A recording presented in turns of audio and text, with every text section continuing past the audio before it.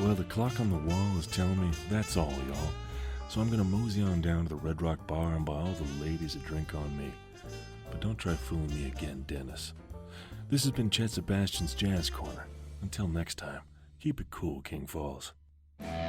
Good evening, you're listening to King Falls AM, that's 660 on the radio dial. And this is the Sammy and Ben Show, sans Sammy at the moment.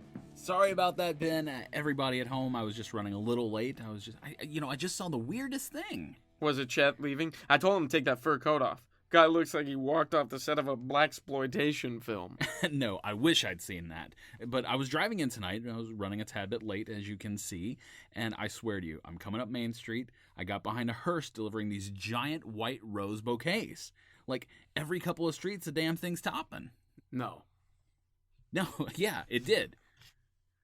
So, we've got a great show for you folks tonight. Ernie Salcedo. Ben. Yes? Okay, I can see you slashing at your neck furiously and shaking your head no, but the audience can't. So, what's the issue here? I'm sorry, we just don't talk about this, Sammy. So you know of it. Is it like some kind of weird Halloween thing? Halloween? Are you serious? We don't celebrate Halloween here in the falls, Sammy. What? This is like friggin' Halloween town. You know those shops that open up every year around Halloween and close the day after? King Falls is where all those shops should move to when it's not Halloween. Two things. One, that's a horrible business model. And two, Halloween is one big diabetic pumpkin. Come on, you don't like decorating, trick-or-treating? All of it. It's like you're tempting these ghouls and goblins to come and mess with you. We get enough of that here. And again, diabetes. Okay, I can see where you're coming from, but I'm not gonna lie. This is kind of a surprise. What can I say? We're more the Christmas or Arbor Day types. Okay, so the hearse is delivering flowers. What's the deal if it's not a Halloween ritual? Did you really see that? Did someone tell you to mess with me about this? Scout's honor. I was late because of it. I illegally passed on a double yellow line, sorry, Deputy Troy, just to skate around him and make my way up the mountain. I don't like this. I don't know that I've ever known anyone that saw the flowers delivered. Usually businesses and people just find the wreaths the next morning. Did you see inside the hearse? Was it people? You know, I didn't look, but I'm going to go out on a limb and say it was a human being. Well, that's good. It's something. Okay, so the roses. Damn it, Sammy. We got a show scheduled, you know? I'm well aware. Just fill me in about the roses and we'll move on. Yeah. Okay. So, every year around this time... Halloween. October. Uh-huh. Every October, there is a certain society of people, and I use the term people loosely, that congregate and deliver the rose wreaths to individuals and businesses. That's a fact. And nobody really knows what happens after that. But legend has it... Don't legend has it me. Nobody knows for sure. Why gossip? Okay, what do you think happens, Ben? Well, I think people either accept this weird invitation or they don't. But I can tell you the people that don't, well, they don't last long after that. Okay, so we've just went from spooky 1-800-Flowers to murder in only a few easy steps. Not murder per se, but businesses that decline tend to move away or go under, or tragedy strikes. Sure, I've heard stories that these folks end up on the wrong end of a funeral ceremony, but I couldn't prove it. Are you satisfied now? Of course. Thank you, Ben. King Falls, you've heard our story. Now let's hear yours. Don't open up the phone lines. We're opening up the phone lines here at the station, 424-279-3858. Have you had contact with this demonic annual floral delivery? Hit us up. Don't call or tweet us, please. Give us a call or tweet us at King Falls AM. Ben will personally answer every tweet, #RedRumRoses. Nope, not gonna happen. Ben, it looks like the phone lines are lighting up, buddy. I expected better of you, King Falls. Lucky line 1, you're on the air with Sammy and Ben. Low-down, gossip-mongering, muckraking filth. Pete. Escobar? No, it's Pete. You know damn well I'm listening. What's on your mind tonight, Pete? Did your mom teach you to start off phone calls with name-calling, Pete? My mom taught me to stand up for myself. Don't start a fight, but don't be afraid to end it. Who's fighting? Oh, what a short attention span you have, Sammy. Not dwelling on you and Mr. Howard Ford Beauregard III's issues, you're picking a fight with the unknown. Ben told you to shut your trap. Let me tell you, this would be a long 4 hours if we didn't talk, and, sometimes you have to. Yeah, I get it, Mr. Nincompoop radio host. You gotta blab. but that's something you don't trifle with. You should know this. Sammy, you know I hate to say Pete is right about anything, but I'm right about this. I know you know, Ben. That's all I need to know. Stop yapping about things you don't understand. Thanks, Pete. Did you have a question or an experience with the flowers, Pete? Absolutely not. Don't try to get me in trouble. You okay over there, Pete? Yeah, I'm just out. Just out. This time of night. Yeah, I'm running errands and stuff like that, you know? It's not your business. Uh-huh. You're making something of this. You're doing something, you're getting me involved. Stop. It's just weird Mr. Beauregard's gardener is out at 2 in the morning running errands. So your boss doesn't have anything to do with the roses, does he, Pete? Ben Arnold, if you've got a lick of good sense, I wouldn't walk too close to Sammy for the next few lifetimes. He's gonna wind up on the bottom end of an anvil. You know, I just don't think asking questions is the equivalent of buying Acme rocket kits and trying to catch a damn bird. You mind answering his question, Pete? Oh, hell no. You two are a couple horse patoots. I'm never listening to this show again. Until tomorrow. Pete out! Are you happy, Sammy? Is this what you were hoping for? Civilized conversation is the only thing I look for. That said, I'm gonna say it's a tad bit suspicious. There are dots we don't need to connect. Moving on. Maybe you're right. Folks, we're going to take a break to pay some bills, and we'll be right back and on schedule. Dale's Dollar Tree. At dirt cheap prices. It's almost free. Hi, everybody. I'm super excited to tell you about some unbelievable deals we have right now at Dale's Dollar Tree. Let's segue to the savings. Our low prices are guaranteed. Who's guaranteeing it, you ask? Me. How do you take advantage of these savings? 1. Walk into Dale's Dollar Tree. 2. Throw something in your cart. 3. Savings. Dale's Dollar Tree.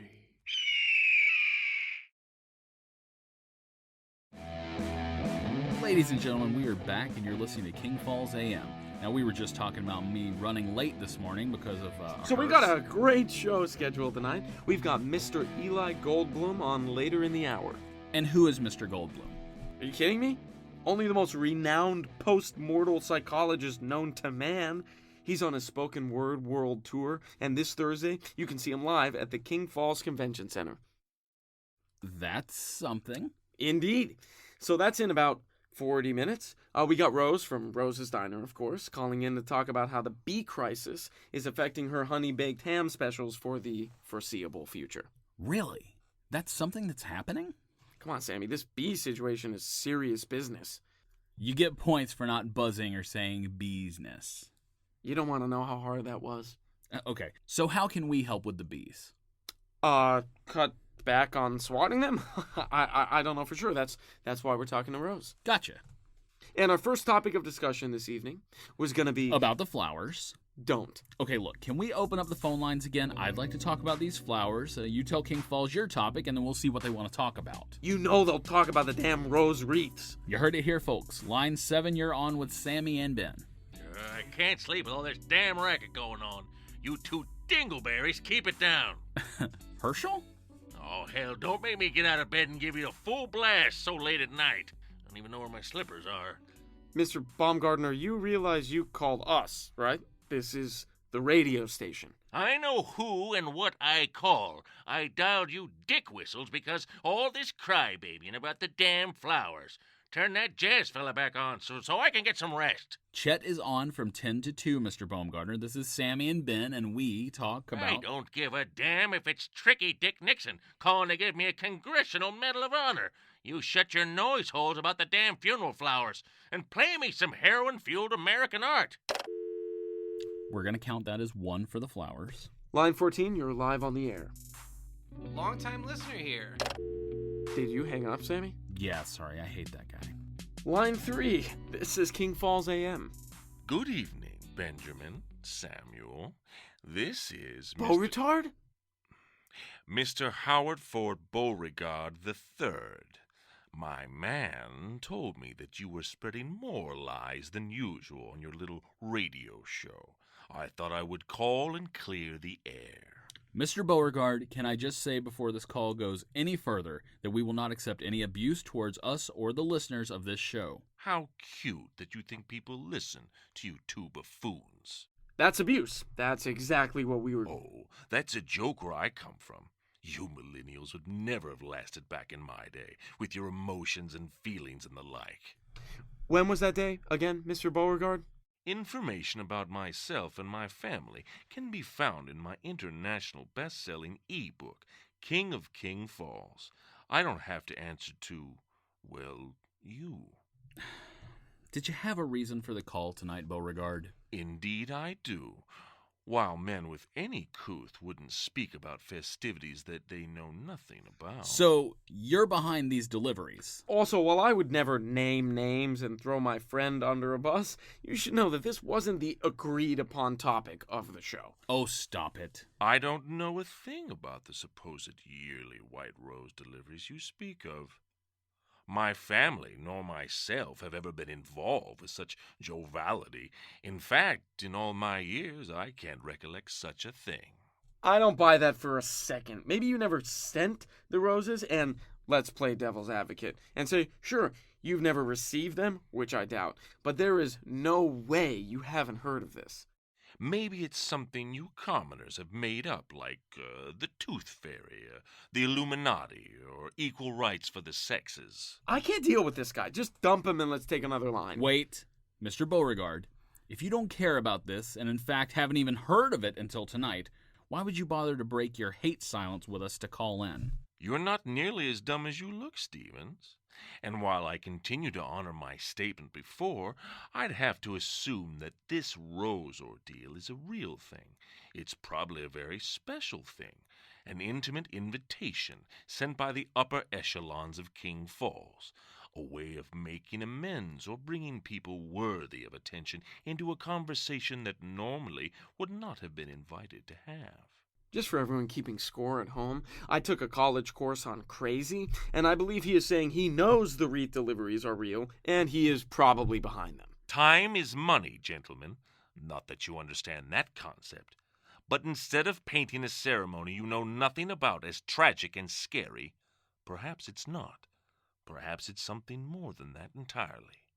In any case, it's not something that should be spoken about in public. I'll be going now, gentlemen. And while I do use that word lightly, perhaps take a break from your radio program and check your door. Is that a threat? Trick or treat, Samuel. Benjamin. I wonder what he sounds like when he has something nice to say to people. He probably hasn't said anything nice to a person since the 60s. The 1860s. You know, I didn't mean to ruffle anyone's feathers tonight, especially crazy old billionaires who tried to drive us off the air, so let's just I'm gonna go check the door. What? Yeah, I'm sorry, man. Beauregard gives me the willies, and I want to make sure there isn't... A sugar glider on a noose. Too far. I was just gonna say that he hasn't had Pete ding-dong ditch us or something. And here I thought the Williams boys had that market cornered. I'll be back in a sec. Don't talk about Pete that way, Ben. He's never going to listen to the show again. All right, folks. We are just a few hot minutes away from Eli Goldblum coming into the studio to talk about, I'm guessing ghosts with lingering mental issues. Apparitions. I'm holding out hope for an apparition with multiple personality disorder, but I don't know if that's a thing or not. Ben, you okay, buddy? How many times did I ask you to stop talking about the stupid hearse, Sammy? What's wrong? Oh, nothing. You want to go outside and take a look? You know, I don't think I want to. I'm happy with you filling me in. Well, I didn't go outside, Sammy. I didn't have to. I looked out the front window. Yeah? And? Damn it. Ben, what is going on? Do we need to call Troy? The whole parking lot. Your car, my car. As far as the lights will let me see, nothing but white roses, man. Are you serious? Go look. Just don't go out there. It looked like it was snowing. That's how many of those damn things are out there. What's the chances that it's just a non-Halloween bouquet from Emily to you? 0% chance, Sammy. Folks, we'll be right back after a word from our sponsors. King Falls AM is a production of the Make Believe Picture Company. For credits, as well as more information about King Falls AM, you can find us on Twitter at King Falls AM, on Facebook, and at kingfallsam.com. Thanks for listening to 660 on the radio dial.